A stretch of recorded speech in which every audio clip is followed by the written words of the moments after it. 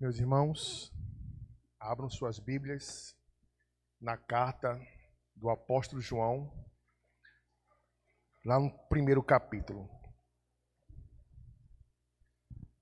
Muito bom estar com os irmãos aqui, novamente, matando a saudade e cultuando com os irmãos. O cultuando lá atrás e olhando para vocês, para alguns de vocês, matando a saudade. Muito bom estar aqui com os irmãos. Mas como vocês sabem, sempre que eu venho aqui, eu tenho pregado em 1 João e eu vou concluir essa carta enquanto eu venho aqui, se eu continuar, se assim Deus aprovar. E como a gente já sabe, acho que vocês já decoraram isso daí, quando o apóstolo João escreveu essa carta, ele estava combatendo um erro doutrinário, e esse erro doutrinário era conhecido como o proto-gnosticismo, ou seja, o gnosticismo em seu desenvolvimento, onde eles afirmavam que a matéria é o quê? Má, e o espírito é o quê? Bom. E isso traz implicações diretas para a nossa vida e para a nossa fé. Por exemplo, como eles acreditavam que o espírito é bom e a matéria é má, se Deus que é espírito é bom e a matéria é má, como é que pode Deus encarnar na pessoa de Jesus Cristo? E João, ele escreve para combater esse falso ensino, porque ele já estava trazendo malefícios à igreja. Nós vimos em algumas pregações anteriores que, inclusive, pessoas saíram do seio da igreja. Não é à toa que João pega e ele fala o quê? Saíram do nosso meio porque não era dos nossos. Era esse falso ensino que estava já no âmbito da igreja, ameaçando a fé e trazendo confusão a crentes fiéis no Senhor. E João escreve para essa igreja amorosamente, mas também num tom de urgência. E a carta, ela tem praticamente 3 temas, onde João vai tratar primeiramente a prova doutrinária, ou seja, uma crise de fé, onde João vai estabelecer as verdades doutrinárias que esses irmãos não deveriam abrir a mão dela. Olhe para a sua Bíblia, lá em 1 João, capítulo 1, do versículo 1 ao 2. É bom a gente lembrar porque tem pessoas que não têm acompanhado, né, a mensagem. 1 João 1, do 1 ao 2. Olha só, o que era desde o princípio, o que ouvimos, o que vimos com os nossos próprios olhos, o que contemplamos e as nossas mãos apalparam a respeito do verbo da vida. E a vida se manifestou, e nós a vimos e dela damos testemunho e anunciamos a vocês a vida eterna que estava com o Pai e nos foi manifestada. E aqui o apóstolo João, ele vai mostrar que Deus se fez o quê? Carne. Que Deus ele se fez homem, que nós vimos, que nós contemplamos, que nós tocamos, nós ceamos com ele.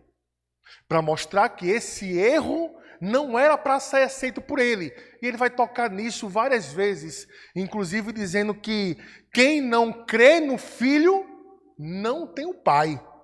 E ele vai se repetir isso algumas vezes nessa carta. E João vai abordar outro assunto, que o assunto é a prova ética, onde ele vai mostrar para o comportamento dos filhos de Deus.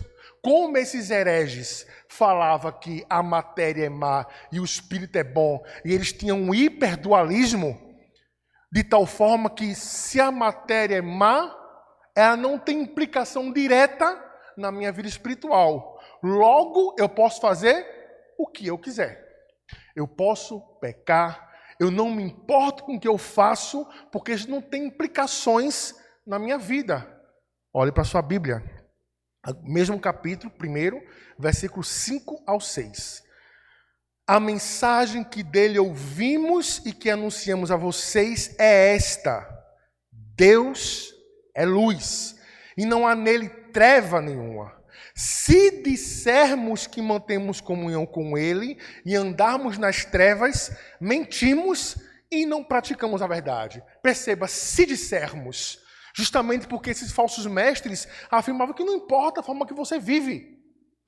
Isso não tem implicação na sua vida espiritual e na sua relação com Deus, no pensamento deles. E João fala o quê? Deus é luz. Se você anda nas trevas, você não está tendo comunhão com Deus. Você não está andando na luz. E João aqui, ele combate mais uma vez essa heresia com a prova que o comportamento de acordo com os mandamentos divinos é o que essa igreja não poderia abrir mão de forma alguma.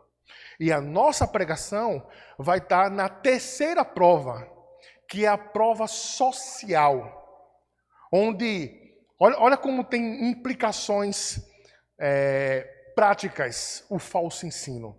A gente pensa que o falso ensino, a gente pode pensar que ele vai apenas afetar a nossa mente, mas não é. O falso ensino ele pode também afetar a nossa vida diária. Como na segunda prova nós vimos. Ele ensinava que não importa como vivemos, não traz prejuízos à nossa vida espiritual. E é mentira. E como esses falsos mestres desprezavam a tal ponto a matéria, eles afirmavam que não precisamos nos preocupar com a necessidade do próximo. Não precisamos nos preocupar com as dores dele, com a fome, com a sede. Por quê? É matéria. Porque vai se acabar. E João vai mostrar que se importar com o próximo, que amar o próximo, faz parte da fé que essa igreja não deveria abrir mão. Olha agora no capítulo 2, versículo 9. Quem diz estar na luz, mas odeia o seu irmão, está nas trevas até agora. E nesse texto aqui, João, ele meio que introduz o que ele vai falar de forma muito clara e mais completa no nosso texto de hoje, mostrando que nós devemos amar uns aos outros, que aqueles que amam a Deus também amam o próximo, que não deveriam dar ouvido a esses falsos mestres que falam que eu não preciso me importar com eles. É carne, é matéria. E João combate isso trazendo o Evangelho de Jesus Cristo. Trazendo não a mensagem nova, mas a antiga mensagem da cruz. E o título que eu dei para esse sermão é O Mandamento do Amor. O Mandamento do Amor. Vamos ver, olhe para a sua Bíblia. Capítulo 3, do versículo 11 até o versículo 18. Vamos ler o texto bíblico.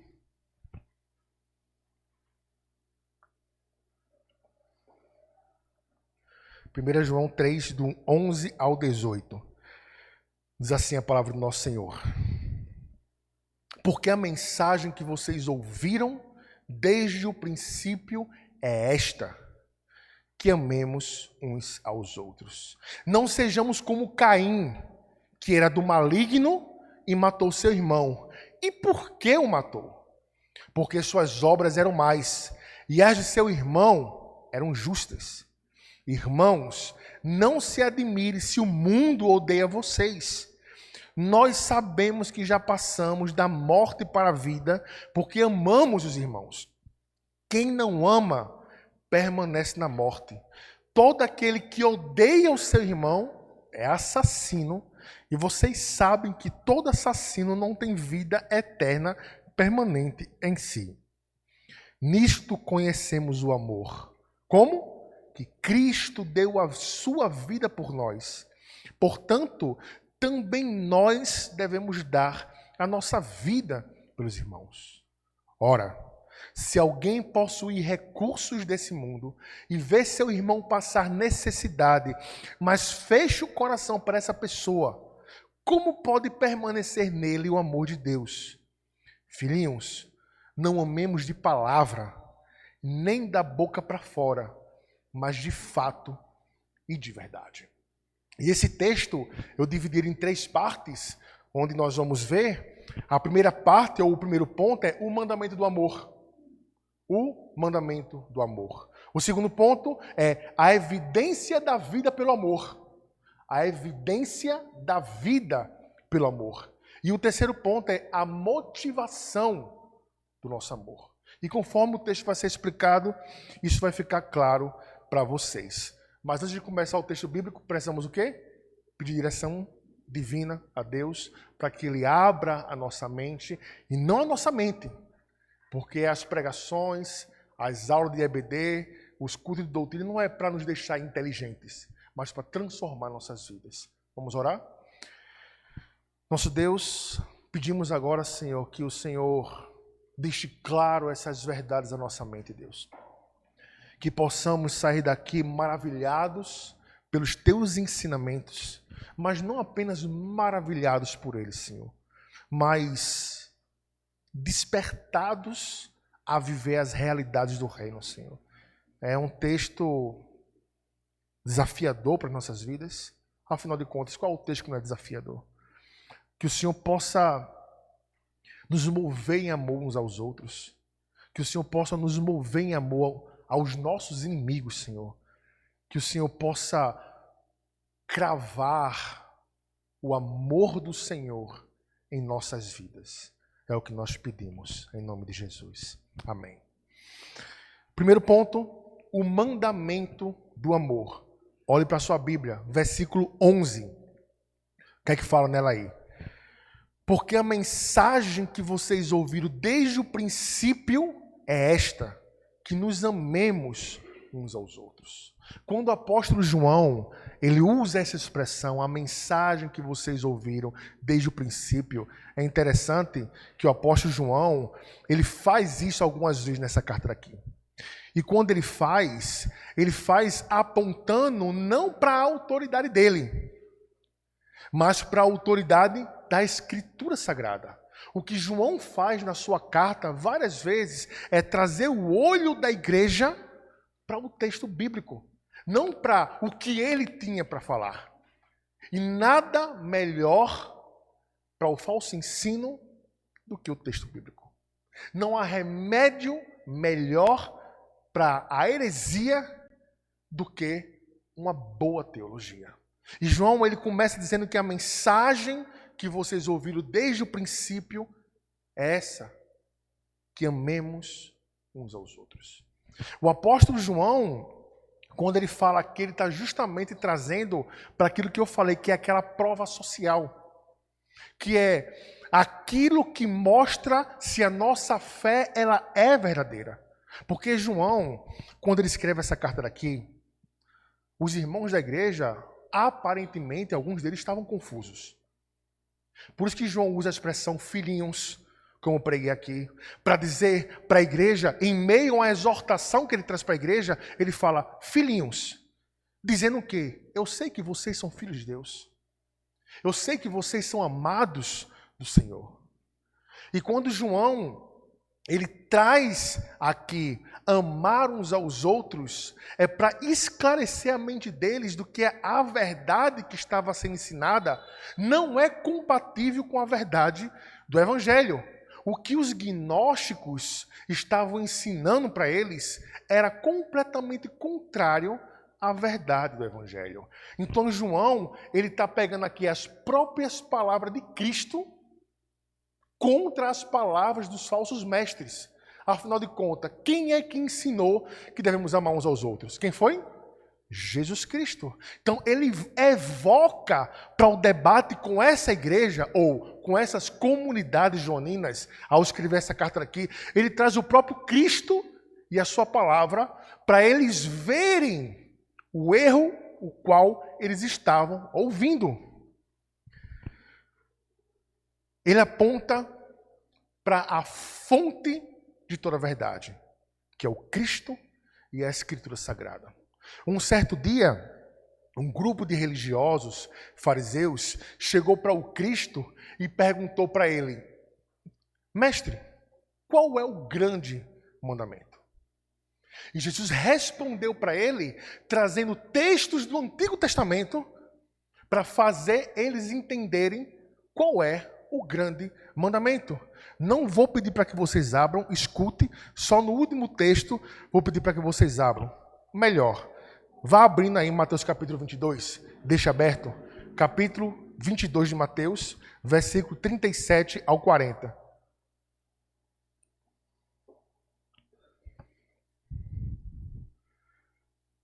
Mateus 22, do 37 ao 40. Deixe aberto, eu vou ler para vocês o texto de Deuteronômios e Levíticos. Deuteronômios capítulo 6, versículo 5. Olha o que ele fala. Portanto, ame o Senhor seu Deus de todo o seu coração, de toda a sua alma e com toda a sua força.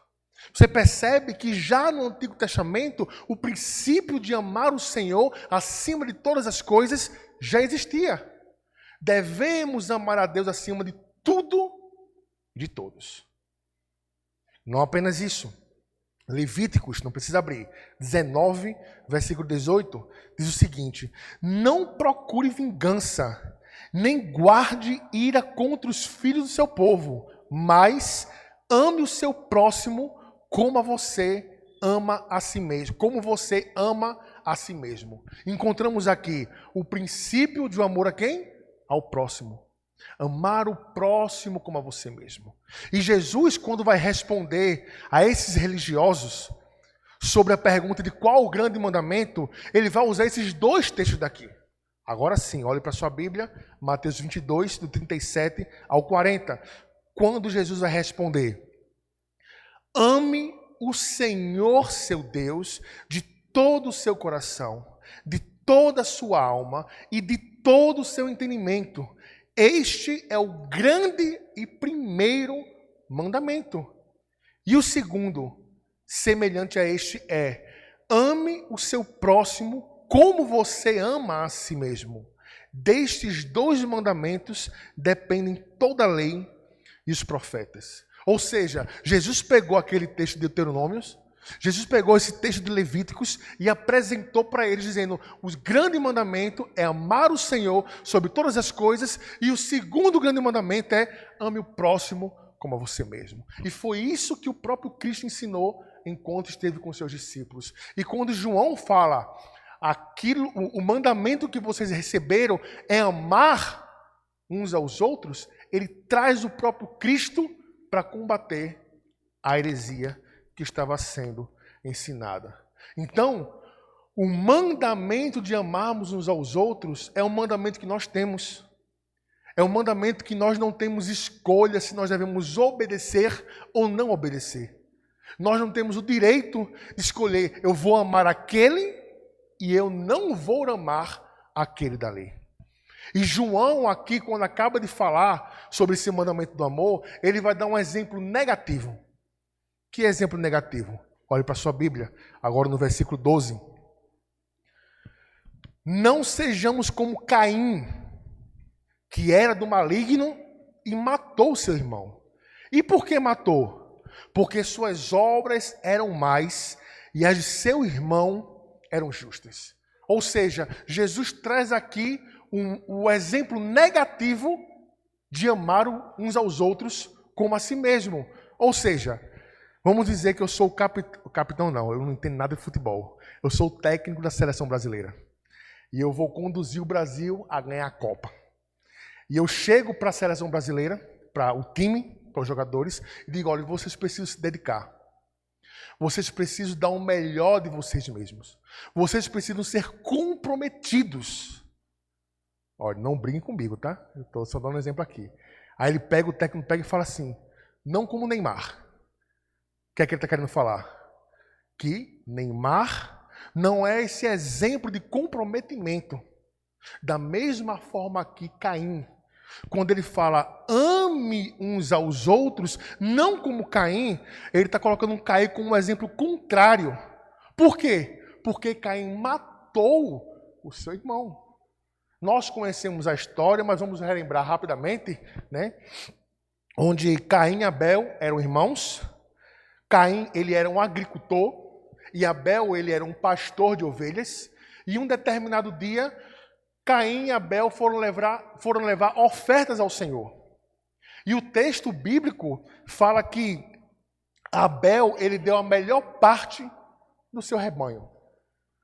E o que é que Deus faz?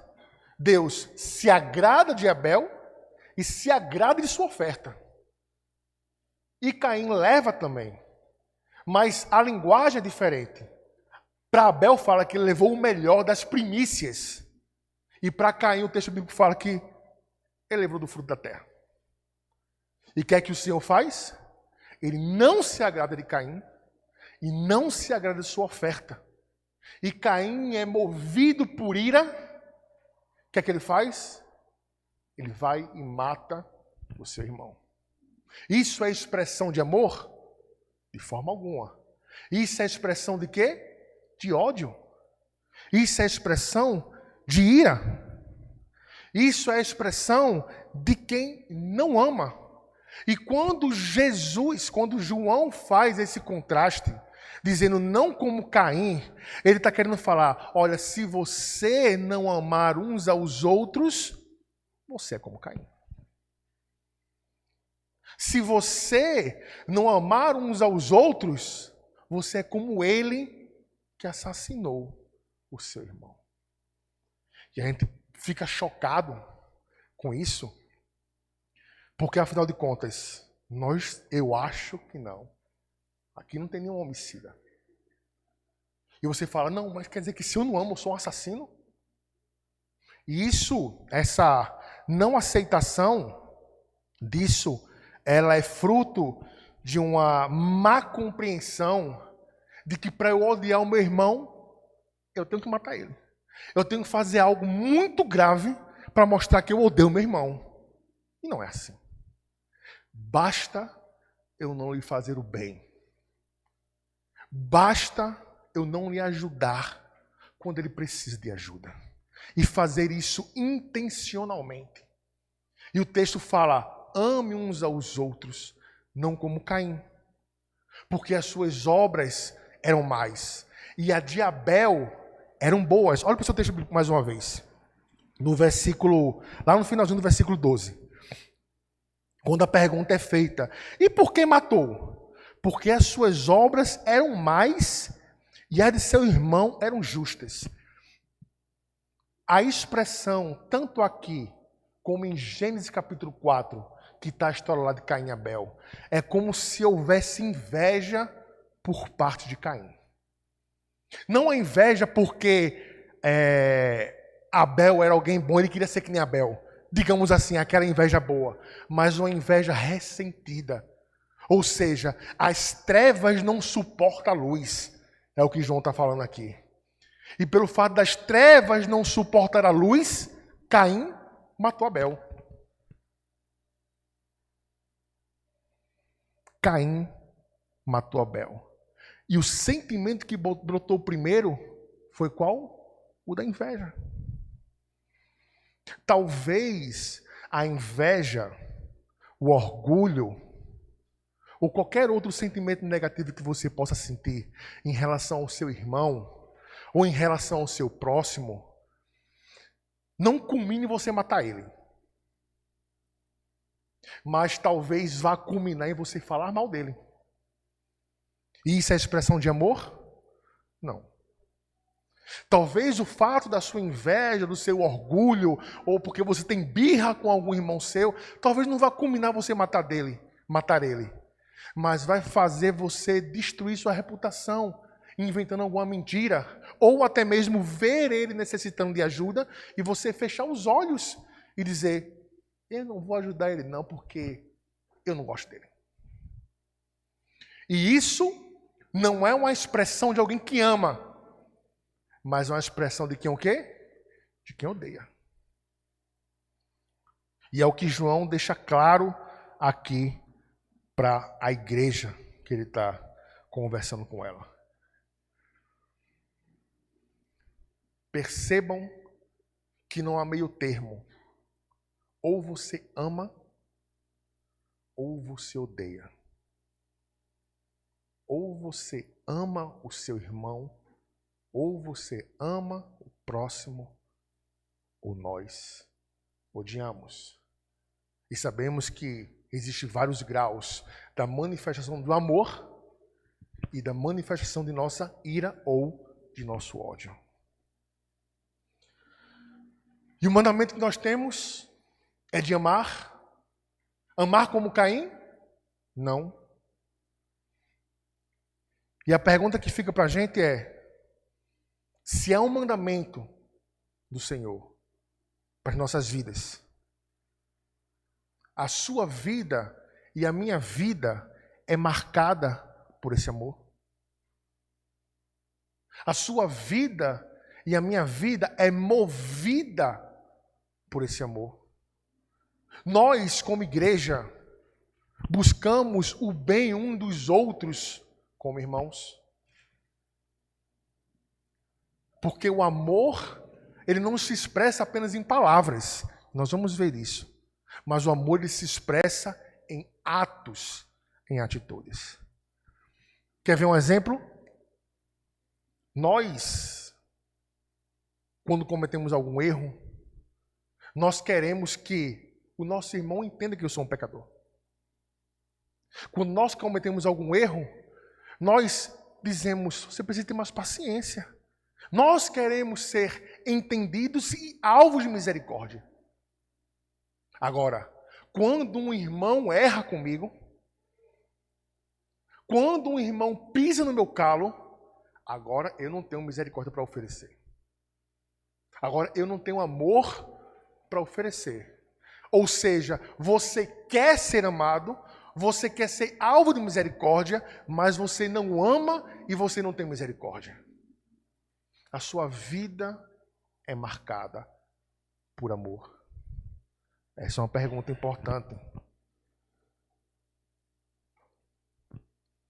Quando é conosco, paciência. Quando é os outros, crucificam. E isso não é expressão de um coração que ama. E é importante também destacar.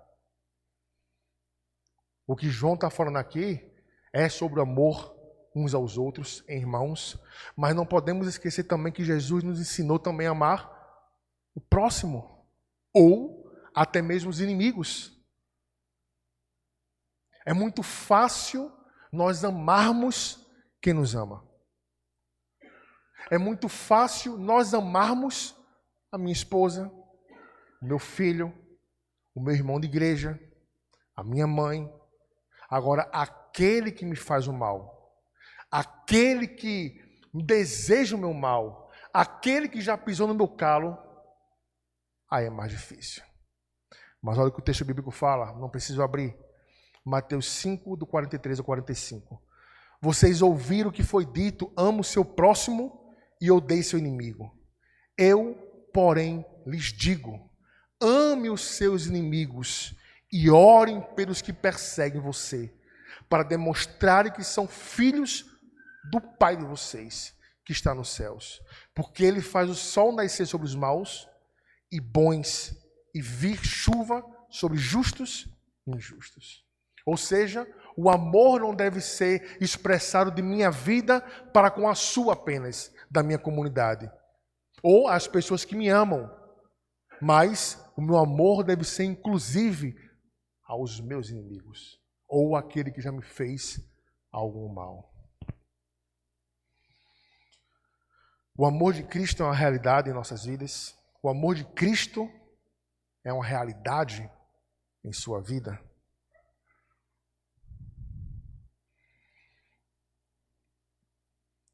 Parece talvez fácil essa pergunta, mas quando a gente para refletir mais um pouco, e a gente que estamos cercados de tanta impunidade, de tanta injustiça. Nós vemos injustiça na rua de nossa casa, nós vemos injustiça na televisão, nós vemos injustiça nos políticos, nós vemos injustiça na Suprema Corte, a tal ponto que a gente fica tão irado que queremos fazer justiça com nossas próprias mãos. E em tempos como esse, parece que é difícil expressar amor, porque parece que a palavra que fica na nossa boca, e que é uma frase muito famosa, é bandido bom é bandido o quê? Morto. Mas essa não é a verdade do Evangelho. Bandido bom é bandido regenerado. E aqui eu não estou querendo falar que o bandido não tem que pagar pelos seus crimes. Eu estou querendo falar que muitas vezes a nossa cultura e a nossa sociedade, elas nos ensinam a ser um povo sem misericórdia, a ser um povo sem amor, a ser um povo sem empatia. Só quem merece a segunda chance somos nós e nunca o outro. O mandamento do amor não é uma escolha. O mandamento do amor é um dever. Segundo ponto, a evidência da vida pelo amor. Olhe para a sua Bíblia, no versículo 13 ao versículo 15. Irmãos, não se admirem se o mundo odeia vocês. Nós sabemos que já passamos da morte para a vida, porque amamos os irmãos. Quem não ama, permanece na morte. Todo aquele que odeia o seu irmão é assassino. E vocês sabem que todo assassino não tem vida eterna, permanente em si. Quando João começa a colocar aqui, irmãos, não se admire se o mundo odeia vocês. Ele está fazendo referência, ele está comparando aqui Caim com o mundo. Quando você vai ver lá, desde o Antigo Testamento, você vai ver lá as linhagens vindo. Tem duas linhagens. Tem a linhagem do povo de Deus e a linhagem do mundo. Ou seja, Caim aqui é o protótipo do mundo. Ou seja, o mundo aqui que nós vivemos hoje são descendentes de Caim. E quando ele fala isso daqui, ele está querendo falar que, olha, não estranhe se vocês forem perseguidos, porque isso acontece, desde lá de Caim e Abel. Quando Caim matou Abel, e etc, e etc, e etc. Ele fala, não se admire se o mundo odeia vocês. Isso é normal. Contudo, irmãos, versículo 14, nós sabemos que já passamos da morte para a vida, porque amamos irmãos. Por que o ponto eu coloquei a evidência da vida pelo amor? Porque a evidência de que nós somos vivos, a evidência de que nós nascemos de novo, a evidência de que nós fomos regenerados, é se a nossa vida é marcada por amor. Quando João fala sobre isso daqui, ele está justamente falando da morte espiritual que nós estávamos um dia. E pelo fato de nós termos nascido de novo, é possível para o povo de Deus amar. Você não ama para depois nascer. Você nasce de novo. Você é regenerado pelo Espírito Santo para você ser capacitado para você amar.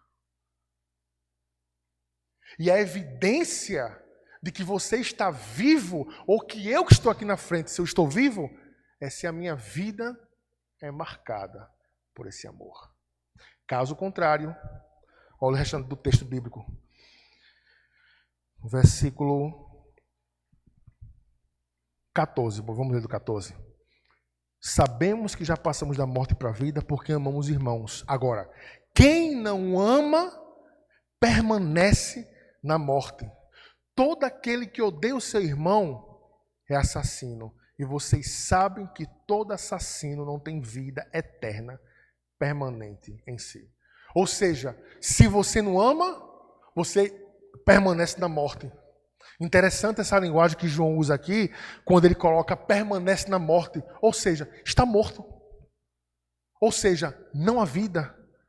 Por quê? Porque ele não se encontrou com Cristo. Por quê? Porque a sua vida não foi transformada. Por quê? Porque ele só sabe fazer o que é mal. Ele só sabe fazer o que é mal. Ele é incapacitado a expressar o amor genuíno de Cristo para as pessoas. Por quê? Porque ele não nasceu de novo. Qual é a marca em nossas vidas, segundo o texto bíblico, de que nós estamos vivos? É se nós amamos uns aos outros. O próprio Cristo falou sobre isso. Cristo, ele disse lá em João, disse que e vos conhecerão que sois meus discípulos, se vocês o quê? Se vocês amarem uns aos outros. Amor é uma marca que autentica o povo de Deus. A gente ama tanto falar Deus é amor. A gente ama tanto falar Jesus ama. Agora, nós fomos amados para nós também expressarmos amor a esse mundo. Nós fomos amados. Nós recebemos vida para nós podermos também amar as pessoas. Porque é através do amor que nós demonstramos que as pessoas podem ver Deus em nossas vidas. Mas a grande verdade é que muitas vezes, ao invés das pessoas verem Deus ou Cristo em nossa vida, elas podem ver o quê? O diabo em nossas vidas. Elas podem ver o diabo em nossas vidas. Vimos no nosso primeiro ponto que temos um mandamento a obedecer, que é nosso dever amar. Um mandamento antigo, desde lá de Deuteronômios, desde lá de Levíticos, desde que o próprio Cristo ensinou a amar uns aos outros. E aqui nós vemos que esse amor é uma marca daqueles que vivem.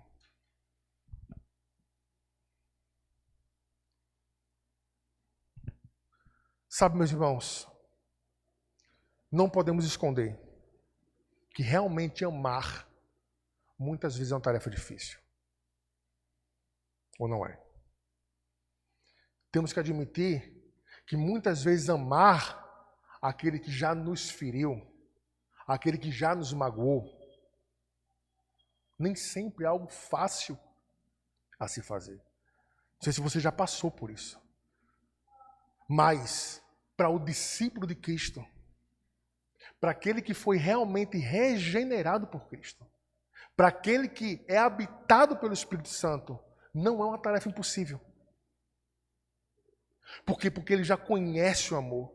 Porque ele tem um Espírito que habita nele, que mesmo se ele for aquela pessoa que não quer liberar o perdão, mesmo se ele for aquela pessoa que quer pagar com a mesma moeda, e às vezes nós somos profissionais em fazer isso, o Espírito Santo vai alertar e dizer: o seu comportamento não deve ser esse.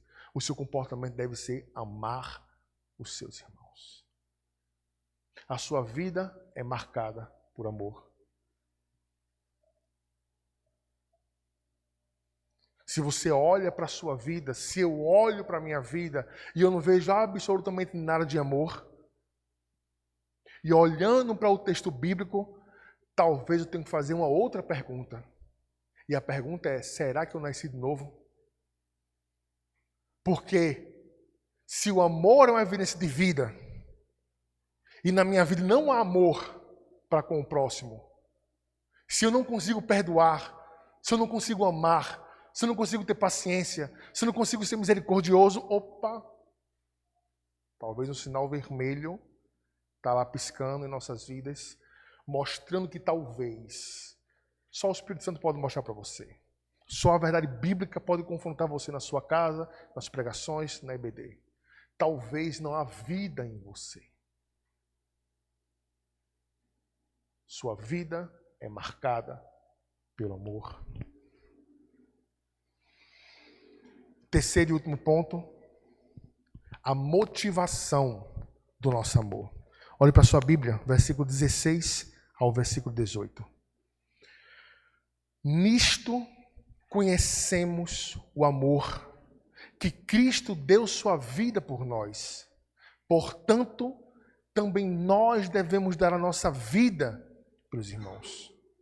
Ora, se alguém possui recursos deste mundo e vê seu irmão passar necessidade, mas fecha o coração para essa pessoa, como pode permanecer nele o amor de Deus? Filhinhos, não amemos de palavra nem de boca para fora, mas de fato e de verdade. Nisto nós conhecemos o amor. Deixa eu fazer uma pergunta. Qual foi a maior demonstração de amor que você já viu nesse mundo inteiro?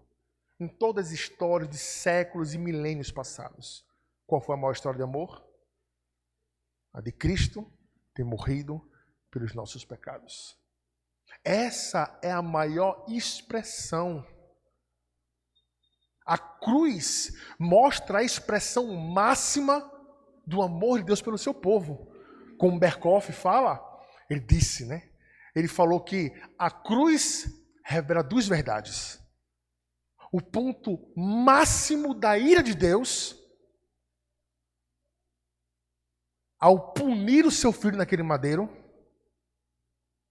e a expressão máxima do amor de Deus. Onde Cristo naquela cruz, o Filho eterno do Pai, que estava com ele de eternidade em eternidade, suficiente em si mesmo, ele vem a esse mundo e morre por nós, revelando o grande amor de Deus pelo seu povo. E João fala, e nisto conhecemos o amor. Mas João aqui, o alvo dele não é apenas mostrar o amor. Não é apenas falar que a maior manifestação de amor é Jesus morrer por nós. Porque depois que ele fala isso, olha para a sua Bíblia. Nisto, versículo 16, conhecemos o amor. Cristo deu sua vida por nós. Qual a palavra que vem depois aí? Portanto, também devemos dar nossa vida pelos irmãos. O que João está querendo fazer aqui é chamá-los à ação. Não é apenas contemplar o fato que Deus veio a esse mundo e morreu por nós, mas é ser movidos a amar. Certamente você que entregou sua vida a Cristo, não sei há quantos anos ou meses atrás, quando você deparou-se com o amor de Cristo, você o quê? Você ficou impactado. Como eu já falei aqui algumas vezes, eu chegava para o meu pastor, eu falava, por que ele me amou? Por que ele me amou? Porque ele me amou. Eu perguntava isso para ele quase todo domingo, impactado pelo amor de Deus. Mas esse impacto e essa maravilha não é para ficar ensimesmado em si mesmo. Esse impacto e essa maravilha deve resultar em amar. Deve resultar em ação.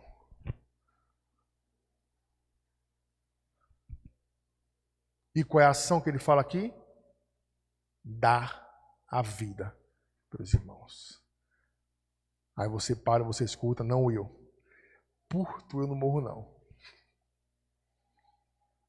Ah, não. Por Cicrano eu não morro nem a pau. Não é desafiador o texto? Talvez morrer pelo seu filho seja a coisa mais fácil do mundo.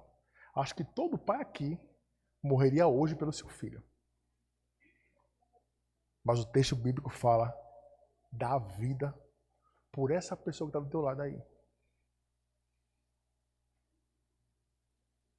E João aqui coloca a expressão máxima do amor ágape, que é o amor sacrificial, que é o amor de dar a vida uns pelos outros, de se colocar em risco uns pelos outros.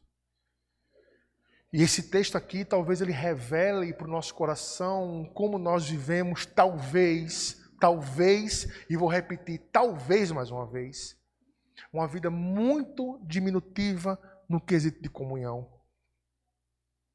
Onde a nossa vida de comunhão se resume apenas a vir para os encontros. Tchau, você não faz parte da minha vida. Tchau, eu não tenho nada a ver com as suas dores. Tchau, eu não tenho nada a ver com as suas lágrimas. Mas o texto bíblico fala que nós devemos estar prontos para morrer uns pelos outros.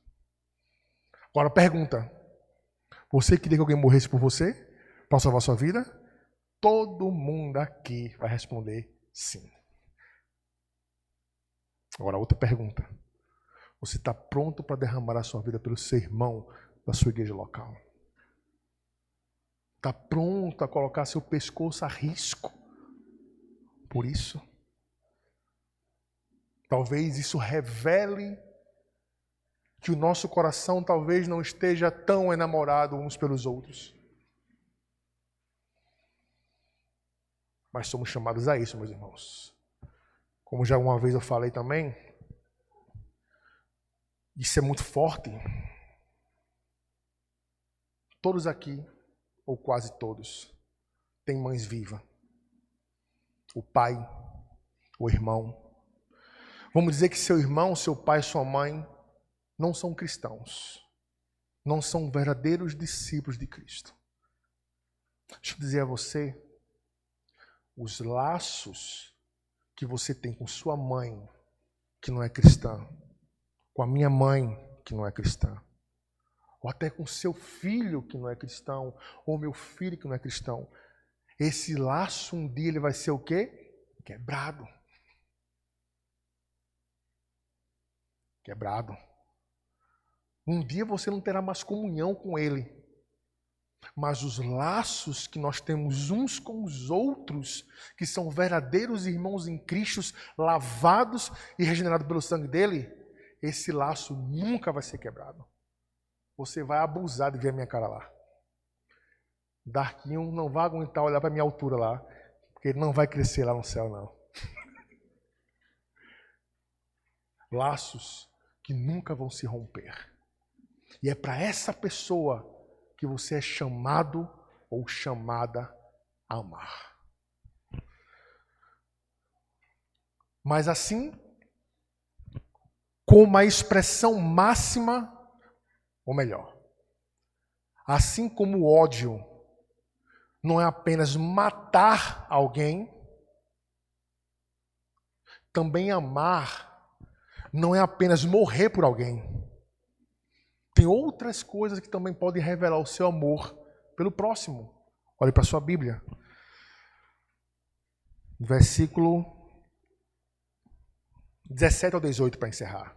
Ora, se alguém possui recursos desse mundo e vê seu irmão passar necessidade, mas fecha o coração para essa pessoa, como pode permanecer nele o amor de Deus?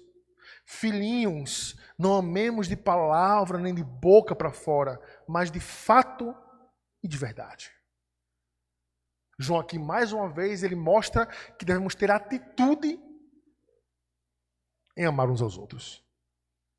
Agora ele não fala mais de morrer uns pelos outros. Agora ele fala de eu ver a sua necessidade e fechar o coração. Agora ele fala de você olhar a minha necessidade e não se importar com isso. E o texto bíblico pergunta, qual a pergunta?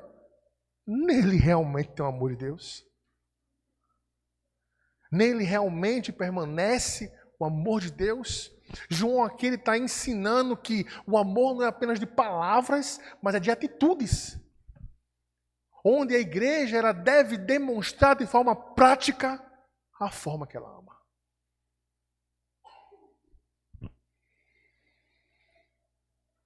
Meus irmãos, você manifesta de forma prática amor uns pelos outros. Vamos pensar na comunidade local da Igreja Batista em Botocongó. Você manifesta de forma prática amor pelo seu irmão que está aqui todo domingo? Ou é apenas blá blá blá? Será que eu manifesto esse amor? Ou é apenas da minha parte, blá, blá, blá? Eu não sou bom de matemática. Eu não sou bom de muita coisa. Mas eu lembro que na minha época, certamente hoje em dia, numa conta lá tinha chamada prova dos 9. Não é verdade? Onde você fazia a soma, depois tinha o resto, você fazia a prova dos 9 fora. Não me pergunte como é que é a conta, eu não me lembro, não sei. Para saber se a conta estava certa. E isso daqui é como se fosse a prova dos 9 fora, se você ama o seu irmão.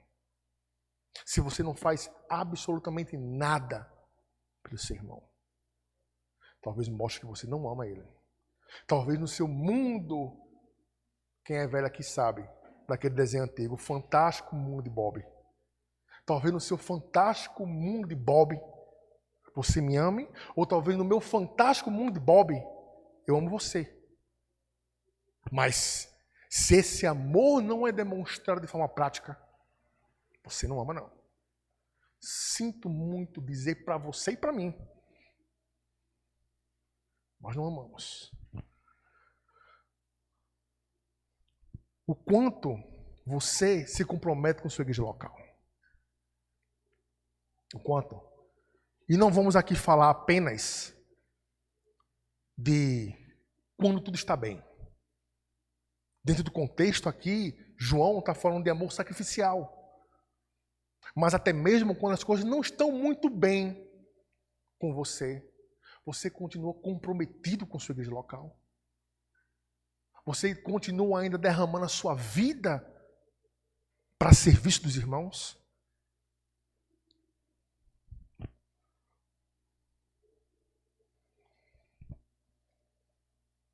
Como o seu amor se manifesta uns pelos outros. E pode ser atitudes tão simples, que talvez revele uma falta de amor pelo outro. Vou dar um exemplo para você. Pode parecer bobo. Você vai tomar água no bebedouro, e quando você coloca o copo d'água lá, você que é homem, tá? Para mulher não pode pegar peso não. Eu acho que não. Você aperta lá o filtro e de repente a última gota cai. Você vira o copo todo, dá as costas e sai. O outro que venha depois que se vire. Talvez isso revele, sem você perceber, de forma inconsciente, você não tem amor pelo seu próximo. Quantas vezes você ouviu em conversas, você que faz parte de igreja, você que vive igreja, quantas vezes você ouviu conversas, talvez do irmão estar passando alguma necessidade física, financeira, de saúde, e você apenas escuta, você empresta os seus ouvidos para escutar e não faz absolutamente nada. Bota a mão no ombro dele e fala, Deus te abençoe. Talvez isso não seja amor. Talvez isso não seja amor. O amor também é se doar. Talvez alguém na igreja que está doente com um filho no hospital, e não precisa ser a pessoa mais próxima sua não da igreja não, tá? Porque parece que a gente se divide em grupinhos na igreja. De repente você sabe lá que Evandro está com o filho dele no hospital, filho pequeno, e você sabe na igreja e fala com o Evandro, ó, como é que está aí? Está assim, todo mundo com ele todos os dias? Mas Evandro, diga o dia para eu dormir aí com seu filho, para ajudar você.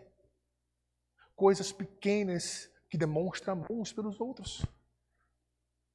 Coisas pequenininhas, mas para quem recebe faz toda a diferença. Você que já recebeu, eu que já recebi, como fez diferença? Como fez diferença? Você ama o seu irmão de palavra ou de fato e de verdade? Bora fazer a conta riscar aqui a prova dos 9. E aí? Passou ou não passou?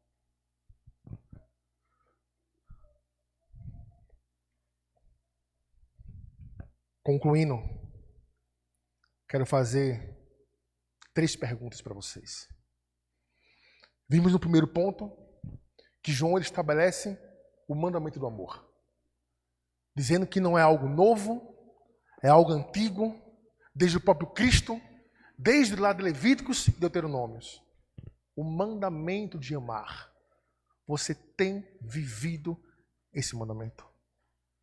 Eu tenho vivido esse mandamento.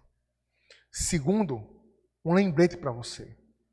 Lembre-se que o amor é uma marca na vida dos filhos de Deus. Se não há amor na sua vida, talvez, e aqui eu quero deixar uma grande interrogação na sua cabeça, talvez você não tenha nascido de novo. Se você é um discípulo de Cristo, sua vida tem que ter amor. E o terceiro e último, lembre-se que o amor se manifesta em atos. Falar que ama não significa que ama. Não significa que ama. Quantos maridos ou esposas falam para o seu cônjuge: eu amo você, mas nas surdinas traem o seu cônjuge? Isso é amor? Não. Falar não significa nada. Fazer demonstra se seu amor e o meu amor é verdadeiro uns pelos outros. Que Deus desafie o nosso coração a sermos um povo que ama como Jesus. Amém? Vamos orar.